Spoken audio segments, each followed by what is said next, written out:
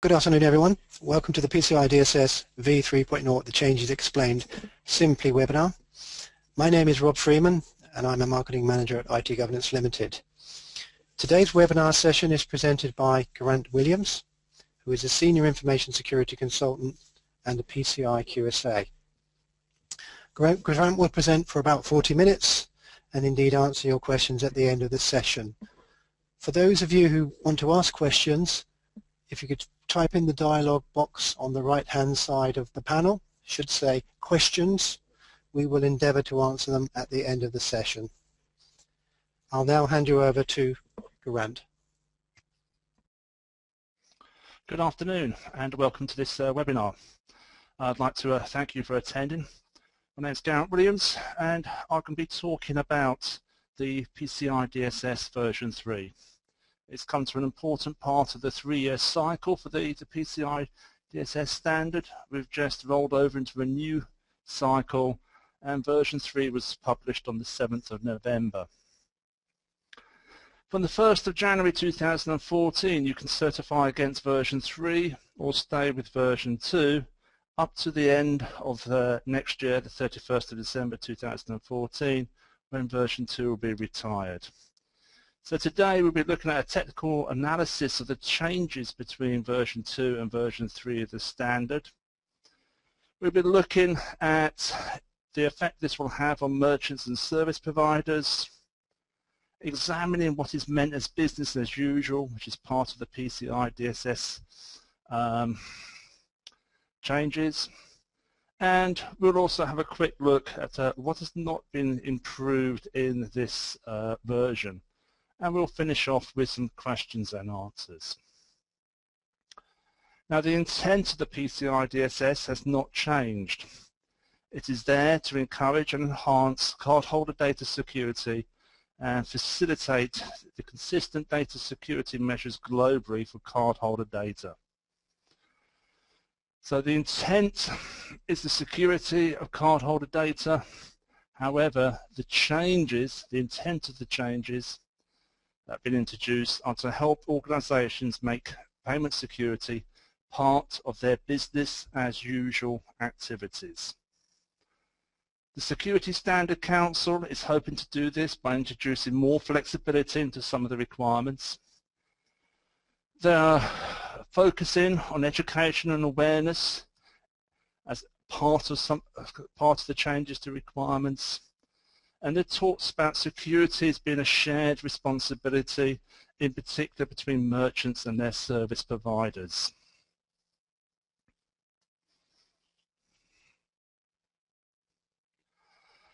They've classified the changes as 3 types, the majority of which are clarification changes, where they just clarified the intent of an existing requirement in version 2. Most of these changes will barely affect merchants, service providers. If you're already meeting the standard, you're probably very close to what these clarifications are intended to do. There are a couple of additional guidance ones, where there's further informational guidance on a particular topic that the Security Standard Council would like merchants, service providers to follow. The interesting one for us is the evolving requirements. These are the changes that are made to ensure the standards are up to date with emerging threats and changes in the marketplace. These are the ones that will actually merchants, service providers would need to implement as they transition from version 2 to version 3. If we actually analyse the changes across all 12 main requirements of the PCI DSS, we could see over 75% of just clarification. And the majority, and with those, there should be little effect on merchants and service providers. However, there are 19 involving requirements that we're going to be looking at this afternoon, the majority of which are in requirements 8, 9, 10, 11 and 12. So we're going to be looking at each evolving requirement, the majority of which I'll be going through in order. However, I've left some of the evolving requirements towards the end of the session. These are the ones that involve the most change and won't actually become mandatory until the 1st of July 2015.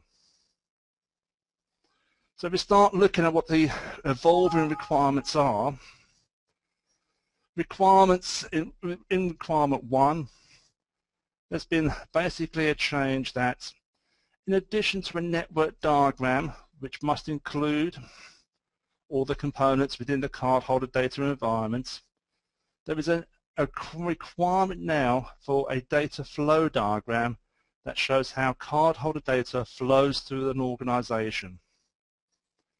So the clarification here covers the addition of a data flow diagram which will help organizations, merchants, service providers correctly identify the scope of the cardholder data environment. Requirement 2, they've added a requirement to maintain an inventory of system components in scope for the PCI DSS to support development and configuration standards for the components within that environment. For most organizations, they would already have a form of inventory of what's inside the cardholder data environment, and this just extends this to now being a mandatory requirement as part of version 3. In requirement number 5, they now added a requirement to evaluate evolving malware threats for any systems not considered to be commonly affected by malicious software. There's always a requirement to ensure that malware threats are catered for or covered by anti-malware software on systems commonly affected by malicious software.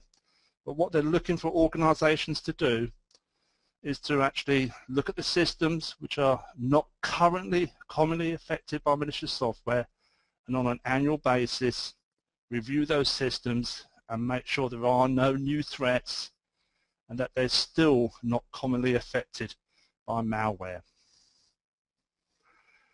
Requirement 5.3 affects the antivirus solutions that are running on individuals' workstations and laptops. There is a requirement now that it cannot be disabled or altered by users unless specifically authorized by management on a per case basis for a set time. They will be looking to see that the authorization has been recorded within the documentation that auditors will be looking at.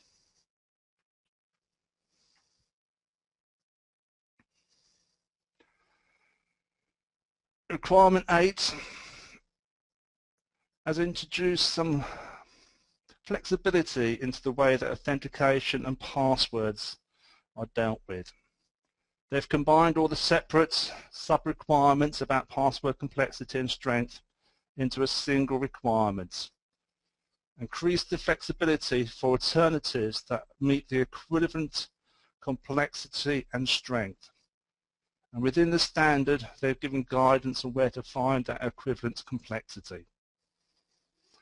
There are new requirements where other authentication mechanisms are used.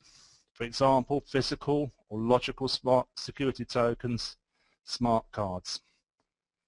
What they want to ensure is that these alternative authentication mechanisms are linked to individual accounts and that only the authorized intended user can use that authentication mechanism to gain access. They don't want to see tokens, certificates shared between users. In the physical security requirements, they're looking to control physical access to sensitive areas for on-site personnel. That requirement has been there in version 2. But what they've done is now said that there needs to be a process to authorize access and immediately revoke access upon termination of employment. I think from actually looking at the wording of that one, you can see that there have been cases where people have been terminated, but the access has not been withdrawn, and they've been able to access cardholder data after the termination. Requirement 10 looks at an enhanced requirement to changes to the identification and authentication mechanisms. They are looking to actually ensure that the process of creating new accounts, elevation of privileges, changes and additions and deletions to accounts with root or administrative access, the process is logged and authorized. They were looking to actually make sure that any changes on a need to know, so that the user has a need to know the information, and when they no longer have the need to know, their access is withdrawn. Additionally, they're now looking to actually specifically include a requirement about the stopping or pausing of the audit logs.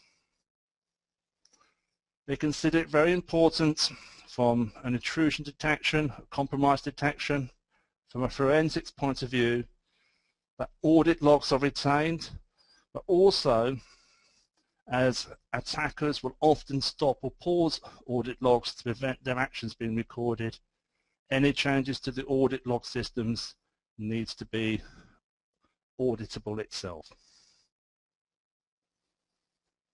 In requirement 11, they're looking at the wireless access system, and here they are looking to include an inventory of authorized wireless access points with a business justification. This is to aid the scanning for unauthorized wireless devices and to align it with an already existing testing procedures for incident response procedures if an unauthorized wireless access points are detected, which is an important clarification of their incident response requirements. Not only do you need to have an incident response plan, but you also need to ensure it responds to instances detected such as unauthorized wireless access points, changes to the integrity of files.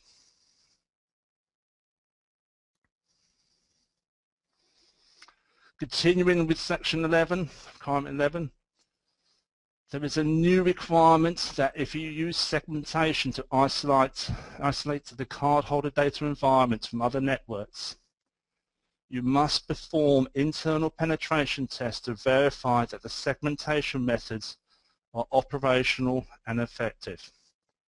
Whether you've used physical segmentation or a logical segmentation system, you need to ensure that your segmentation is adequate and provides the necessary level of isolation.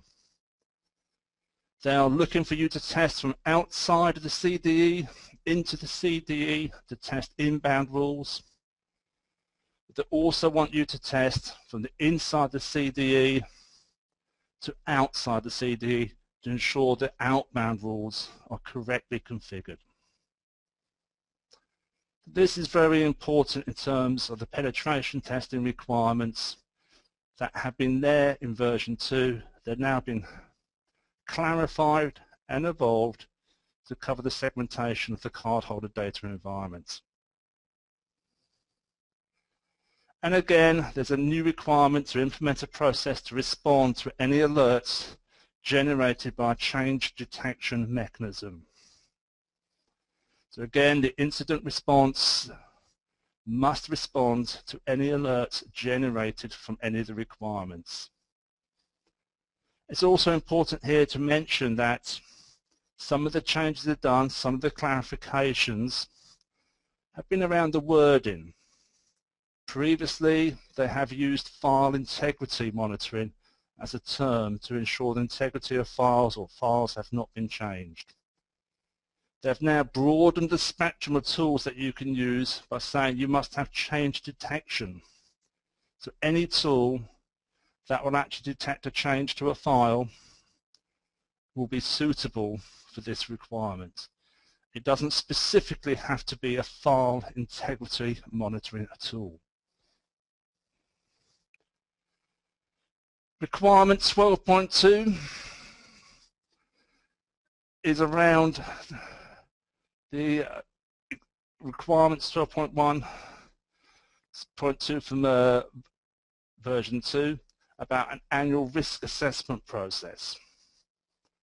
The very first requirements in version 2 for requirement 12 were around ensuring that your information security management system covered all the previous requirements. What they've done as part of the clarification is actually moved and duplicated in every requirement from 1 to 11 the need for that requirement to be covered by an information security management system. So some of the early requirements in requirement 12 have been renumbered, and they are clarifying that a risk assessment should be performed at least annually and after significant changes to the environment to see if there's been any changes to controls, the risks or threats to the cardholder data environment. 12.8.5 is a requirement that I'll be coming back onto later on, but it's a new requirement for the merchants to maintain information about service providers, the services those service providers provide, and which are actually covered by the service provider's PCI DSS certification. This will link to a new requirement, 12.9, which I will discuss in a little while. So we've gone through the main evolving requirements. These are all mandatory these are all parts of version 3 from the 1st of January 2014. However, there are 5 requirements that are only mandatory after July the 1st, 2015. So between now and then, these requirements are best practice, are recommendations until July the 1st, 2015. The first of these requirements is 6.5.10, which is a new requirement for coding practices. So this is part of the secure coding practices. And what they've added is that there should be, within coding best practices, information to protect against broken authentication and session management. So from July the 1st, 2015, all those merchants, service providers who are generating code for payments, card data, handling applications, we need to make sure their applications correctly handle authentication and session management. Requirement 8.5.1 is a requirement for service providers. It covers those service providers who have remote access to customer premises. The new requirement states that service providers with remote access need to use unique authentication credentials for each customer. They can't use the same username and password for all their customers to provide remote access. What they want to do is prevent service providers who are compromised and having a username and password compromised, being able to have all their customers accessed with that set of credentials. 9.9.x, there are a number of sub-requirements here, are about protecting devices that capture payment card data via direct physical interaction with the card. So all the pin entry devices that are used to do the chip and pin, the contactless dip, swipes, need to be physically protected from tampering and substitution. So this is going to affect merchants who have PED devices that interact with customers in hotels, in shops, or anywhere else where they're taking payments, or use PED devices within an internal office when handling payments via a phone and the employees are typing the details into a PED. The requirement says that the devices should be regularly inspected to ensure they've not been tampered with or substituted. The frequency of the inspection has not been stated in the actual standard. However, they have said that the more vulnerable the PEDs, the more frequent the inspection should be. So retail units, hotels, catering, where PEDs are directly accessible by the public, we need to do a more frequent inspection than those required for PED devices that are just in an office in the back where employees are taking calls via the phone. 11.3 is a new requirement to implement a methodology for penetration testing. This is not the introduction of penetration testing. That has been a requirement in version 2. There's always been a requirement for internal and external pen testing depending upon whether you're doing a report on compliance or which level of the SAQs you are completing. However, they're now saying that if you need to have a penetration test done due to the level of SAQ or that you're doing an ROC, you will need to have a methodology that outlines what that penetration test will actually be doing. You will need to outline what systems are going to be scanned, what frequency, when they will be scanned,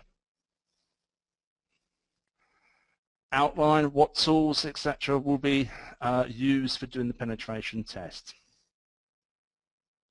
12.9 marries up with requirement 12.8.5. This time it's a new one for the service providers in that they have to provide written acknowledgements to their customers, merchants, etc. to cover what services are covered by their PCI DSS certification. So 12.8, 12.9 are all about sharing the security responsibility. And I'll be looking at it in a little bit more detail shortly.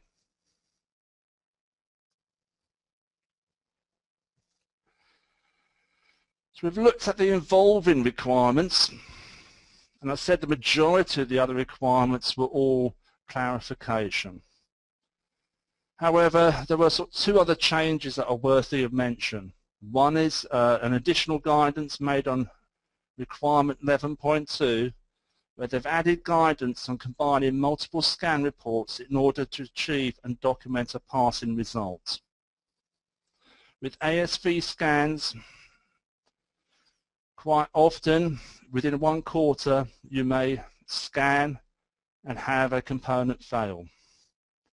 You can rescan and that problem can be resolved, but potentially a new problem can be found on that second scan. And this can happen continually. So what they're looking for is to actually make sure that within a quarter, you can use multiple scan reports to help achieve and document a passing result that all the problems found within that quarter have been resolved.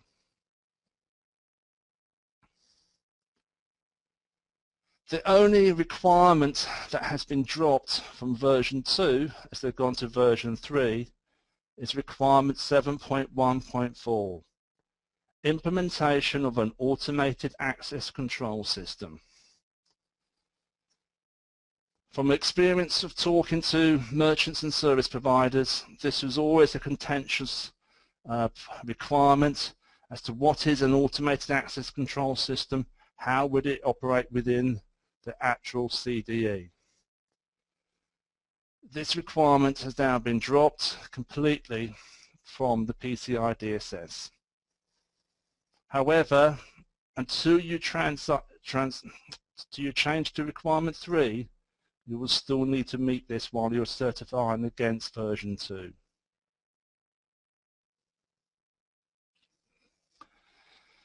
In addition to the change document and the new version 3 of the standard, there will be additional documentation published by the Security Standards Council.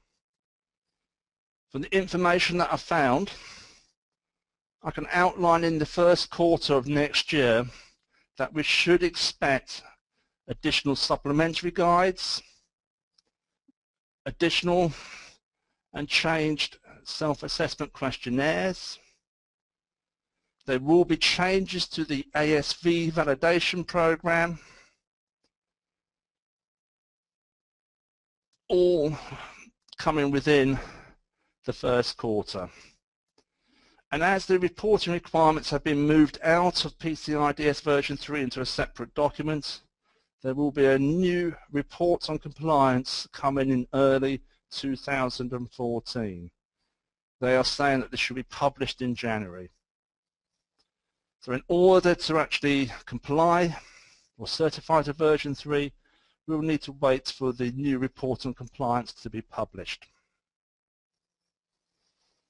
There will be at least one brand new self-assessment questionnaire which would talk about merchants doing redirecting in an e-commerce environment.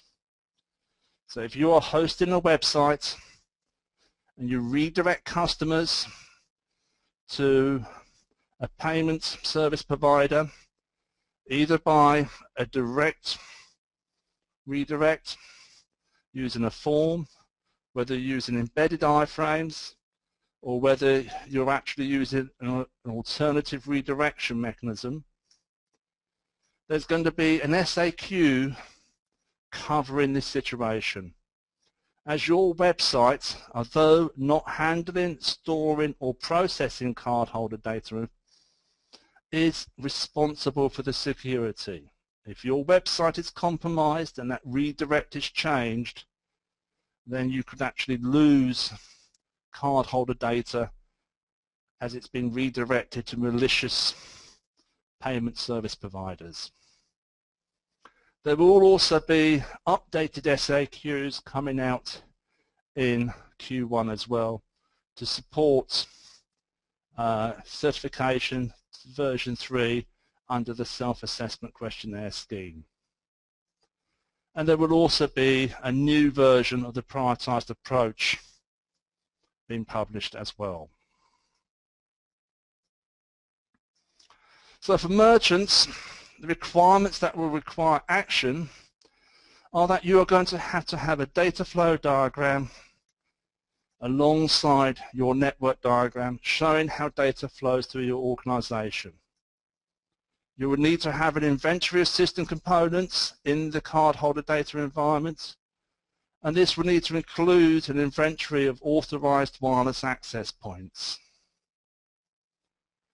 Additionally, you would need a pen test methodology, and your pen testing company should be able to help you with this methodology.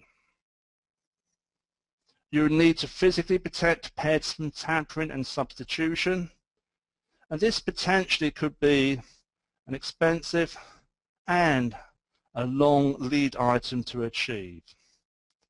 Retail stores with hundreds of retail units with multiple pairs in every store, we need to look to see if their current physical protection is sufficient. They would need to train staff in doing the inspection. There may be a need to roll out new protection mechanisms, cages, cradles for their pets to prevent tampering and substitution. This potentially can be a long lead item and may require budgetary and project planning to enable you to achieve this. Additionally, there's a need to get written requirements with service providers. It's part of 12.8 and 12.9. This will involve contractual negotiation and potentially could also be a long lead item. In terms of scoping, as we mentioned about the redirect, if you do a payment, if you send your payment details to a payment service provider by direct post, embedded iframe, response redirect, your website will be in scope. If you have looked at the supplementary guidance information on version 2 and looked at the information coming from MasterCard and Visa, they have been saying that websites that do redirect are in scope. However, now it is going to be specifically part of version 3 and will be a SAQ to cover this particular type of payment channel. And potentially that SAQ may have 100 questions that need answering. While this is a lot higher than maybe an SAQA, it is still a lot less than the 280 odd requirements that a full SAQD or ROC will have. For service providers, there is the requirement to provide, making sure you use unique authentication credentials, such as a password or phrase for each customer. There is an additional clarification that for shared hosting providers, this does not apply to them accessing their own hosting environment where multiple customer environments are hosted, but it's for service providers with remote access to customers' premises or applications. Now, security as a shared responsibility is an important part of what the Security Standard Council are trying to achieve. A merchant doing everything in-house is a single source of failure. However, when you start to share responsibilities, outsource to payment service providers, hosting companies, IT support companies, application developers, website developers, etc., you've gone from a single source of failure to potentially multiple sources of failure. And you will need to ensure that your security is holistic across not just your in-house systems, but all your outsourced systems as well. And as part of ensuring that this happens, they are looking at written agreements between merchants and service providers outlining where the change in responsibility for a service moves from the merchant to the service provider and back again. So if you look at 12.8.2 and 12.9, we can see that they match up. 12.8.2 tells merchants that they must maintain a written record that acknowledges that service providers are responsible for the security of the cardholder data the service providers possess, or, and this is the clarification that's been added, will otherwise store, process, or transmit on behalf of the customer, or to the extent they could impact the security of the customer's cardholder data environment. This is further clarifying the role of a service provider in that it's not just those directly handling cardholder data, but those that can impact the security of a customer's cardholder data. For service providers, there is this new requirement 12.9, which is best practice to the end of June 30th, 2015, mandatory from the 1st of July. in that service providers acknowledge in writing to customers that they are responsible for the security of the cardholder data. The service provider processes or otherwise stores, processes or transmits on behalf of the customer, or to the extent that they could impact the security of the customer's cardholder data environment. And this wording matches the clarification put into the merchant's requirement 12.8.2. A lot has been said about business as usual recommendations, and a complete new section has been added to the standard, which is a recommendation, not a mandatory requirement. But there has been a new section where the Security Standard Council have outlined things that will make security part of your business as usual. They are looking to ensure that security is considered at all times, not just during the audit. So they're saying that you should monitor security controls to ensure they're operating effectively and as intended, that all failures are detected and responded in a timely manner. You need to review changes prior to the completion of the change to see if it affects the environment, along with changes to organisation structures that could also impact the PCI DSS scope and requirements. So they make a series of recommendations about implementing security as part of business as usual, making sure that your standard operating procedures cover all the controls that the PCI DSS require you to implement. And as part of that, they talk about within the ISMS, the Information Security Management System. So requirement 12 covers that a certified organisation should have an information security management system, which is a policy that addresses information security for all personnel. So a strong security policy sets the security tone, and all personnel should be aware of the sensitivity of the data and the responsibles for protecting it. So that includes training and awareness programs for employees.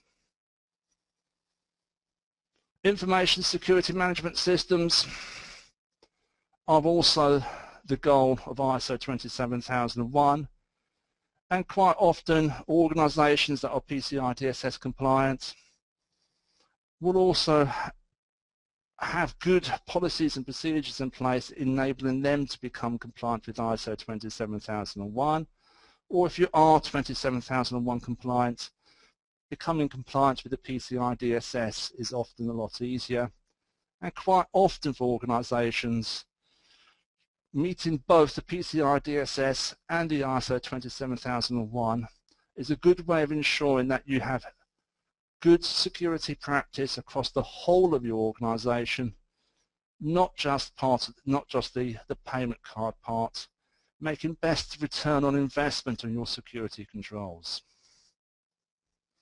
In my opinion, what has not improved is the login. A lot of organisations I've worked with have talked about the requirements for login for audit data. Requirement 12 covers this.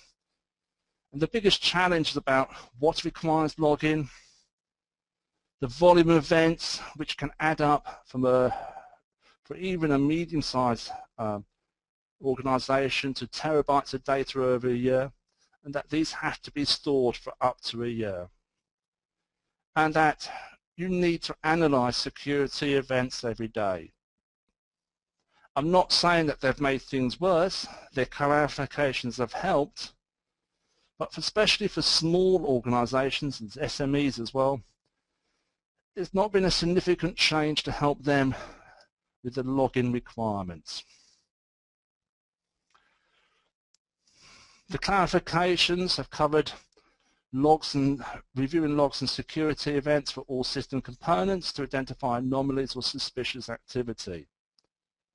This needs to be done on a daily basis. Other logs can be reviewed on a less frequent basis. But 10.61 states that all security events need to be reviewed at least daily, along with logs from other system components, critical system components and servers and that affect the security functions. The change here is that they've now said that since the determination of a security event will vary for each organization, in determining what is a security event, an organization should conduct a risk analysis to determine what events need to be included as part of the security events they are reviewing on a daily basis. This has not necessarily helped organizations with trying to review the volume of alerts that can be generated or events that can be generated on a daily basis. So that's covered the actual requirements, the changes. I have discussed some of the effects on merchants and service providers and talked about the impact to business as usual. IT governance offers QSA services, consultancy for PCI DSS, and we offer vulnerability pen testing, scanning services, along with toolkits and books. Our popular Pocket Guide has now been updated to version 3 and is available for pre-order on our website and will be launched early December. And you can visit us on our website or contact us via email or Twitter, LinkedIn or Facebook. So we have books to help you with your compliance. We have courses that may help and e-learning courses to help with staff awareness, along with other technical services that you can deploy to help you with your PCI DSS consultancy. So if you've got any questions, now's your opportunity to ask them. Okay, thank you, Geraint. It falls upon me to host a Q&A session to answer all of your questions. For those of you who have yet to ask a question, you should see a questions panel on the right-hand side. You might have to unwrap it, and as a drop-down, type in your question there, and we'll do our very best to ask it. Questions already asked. I've got 7 or 8 questions here, so I'll just work my way through them one by one. Geraint, the first question here is, the new standard recommends reduced scope of the CDE. Can you suggest a few ways that we can do this?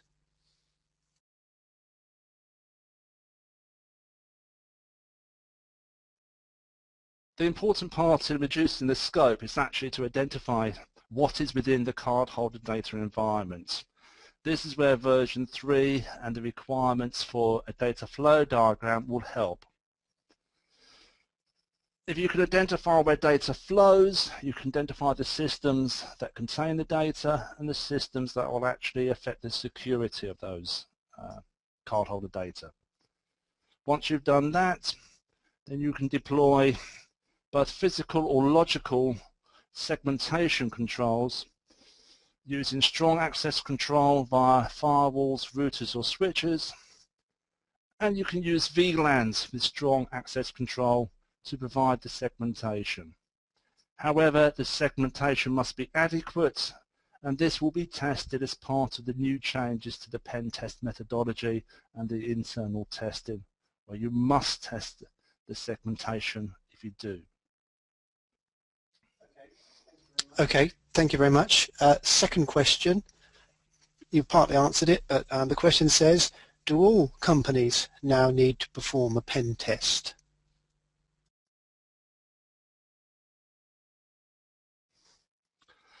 The requirement here has not changed in that if you're doing a report on compliance, you will need to actually do pen testing. In version 2, it was only if you were doing SAQs DCD that you actually needed to do a pen test. Until the new SAQs come out, we can't say for certainty which ones will actually require pen testing. But if you are doing SAQD or an RSC, you will definitely have to do pen testing.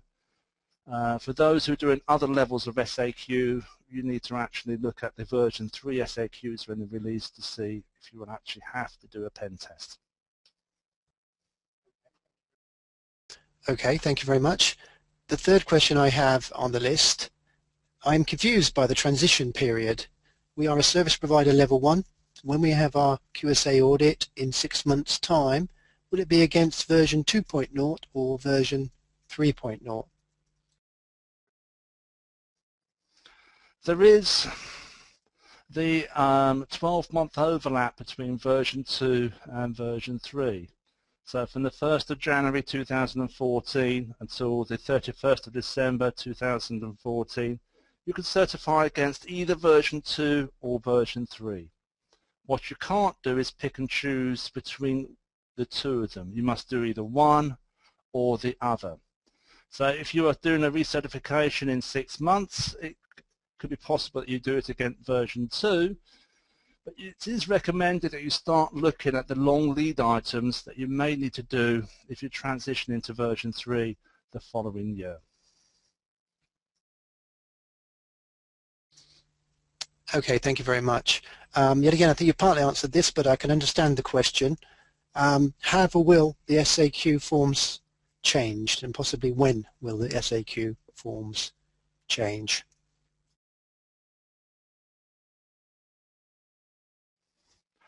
The SAQ forms have changed. There will be version 3 versions of the SAQ released in Q1 of 2014.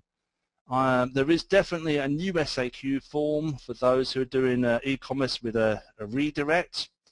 At the moment, I don't have a time schedule for when exactly the SAQs will be released, but I have been reliably informed that this will happen early in the first quarter next year. Okay, Geraint, thank you. Just a couple of questions, fresh questions come in here. Anything for a payment gateway that needs attention? Just we try. As a payment gateway. As a payment gateway, you would need to be compliant with the PCI DSS as a service provider. So you would need to look in particular about providing written assurances, sort of the 12.9, and you just need to look at the clarifications that have been issued around a service provider as well. But I feel that there won't be particularly anything more than having to provide written agreements about your service that you provide to your customers. Okay, thank you for that. Another question, for requirement 11.3.4 around segmentation for testing both in and out of the CDE, would that involve opening firewalls on the outbound route as well as inbound from the green side internet?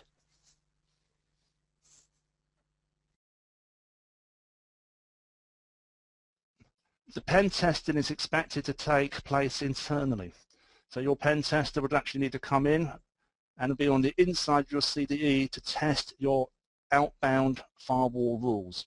You shouldn't be opening up new rules because you're actually for the pen testing, because you're then changing the actual environment from what it actually is for the purpose of the test. So you would actually have to have pen testing done in a way that they can test your outbound rules and your inbound rules to prove the segmentation is effective. Okay, thank you for that. Another question, do we need to achieve PCI compliance if we use SagePay for our online sales? We also have single terminals in our shops. Do we need to be compliant to cover them?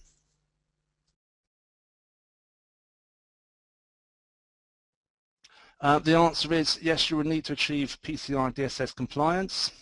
If you're using SagePay, you will have some form of compliance to meet. For version 3, we'll have to actually look at the SAQs to see which ones apply for the type of payment channels that you have. There are indications there could be some interesting changes to the SAQs, but I'm waiting to see whether they've actually made them more realistic to the way that merchants handle payment channels, especially with multiple payment channels. Okay, thank you for that, Geraint. Another question about testing here. Seems to be the topic of the day. Sorry, still not clear about internal and external testing requirements. Does the new standard clarify these?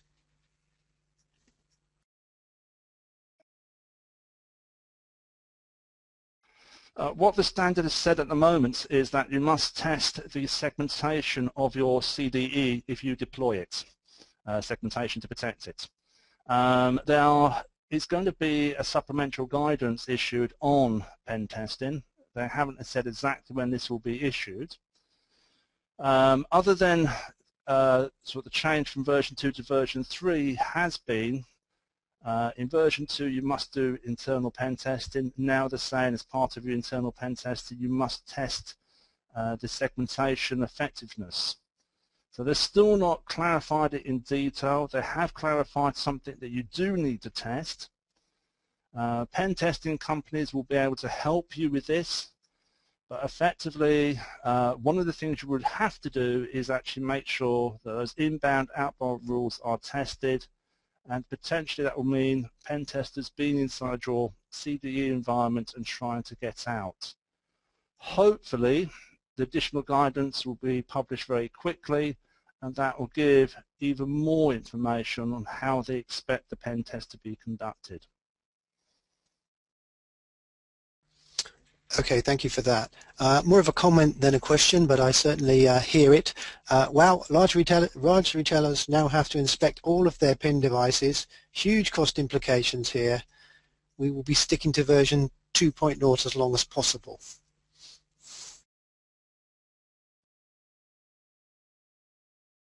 That is something I agree with. It's something that since I read it in a draft, I've actually been saying to people, as especially it's going to be a long-term item, a long lead item to actually achieve as well. I think organisations do need to look at it to actually make sure they do this in the most cost-effective way. I think there could be some simpler ways of doing it that actually meet the requirements. Visual inspection, just checking to make sure that the serial number hasn't changed. The use of tamper-proof serial labels to make sure the unit can't be opened without the label being detected, and checks carried out by staff as they open up the new till in the morning potentially could actually meet it, but it is something that will actually would need seriously thinking before large retail companies move to version 3. Okay, thanks for the extra advice there. One last question so far. Please could you explain a little more about the new requirements for staff awareness? Who and what info do they need? Who and what information does the staff need?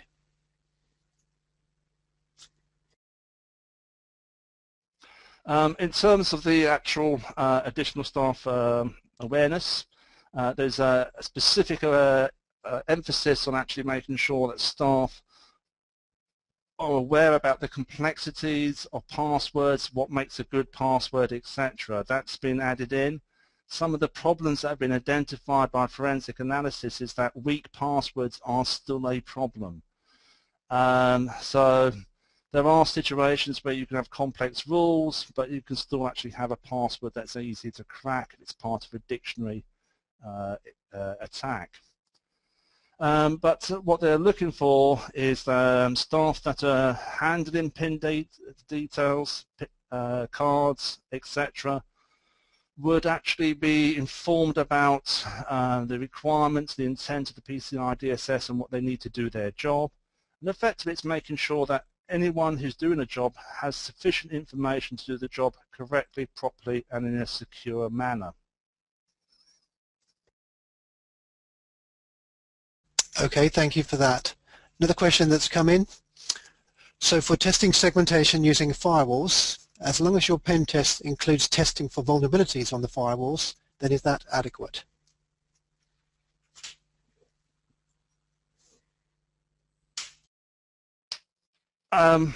As part of testing segmentation, or as part of your segmentation for the cardholder data environment, you should have business justification for the firewalls. You should actually have a full set of rules. These rules should be checked to make sure they're in place, they are working. If you're actually only allowing outbound rules to specific IP addresses, that will need to be tested. So it's not just for vulnerabilities on the firewalls, but it's actually to make sure the rules that you have said are in place are actually in place as well.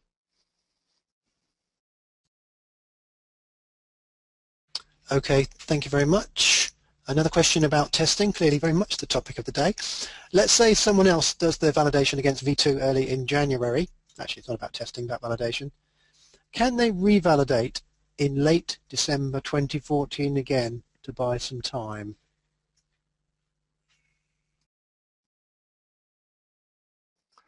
I think with that one, it will come down to your acquirer as to whether they'll let you put a fast one. But I think with that, they may sort of say that you would actually have to certify in January against the new version. But some acquirers with some merchants will probably let that slip. But I'm not saying that's good practice.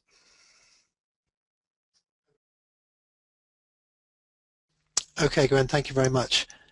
That brings me to the end of the questions, and indeed thank you everyone for that, a good Q&A session. Just to wrap up, we hope we've helped you understand the new requirements of PCI DSS v3.0. I can confirm that a copy of these slides and indeed a recording of this presentation will be emailed to all registrants. If you have any additional questions, please contact us. I think we've still got the slide up there with the email, which is servicecentre@itgovernance.co.uk. And thank you very much for attending the session today, and goodbye.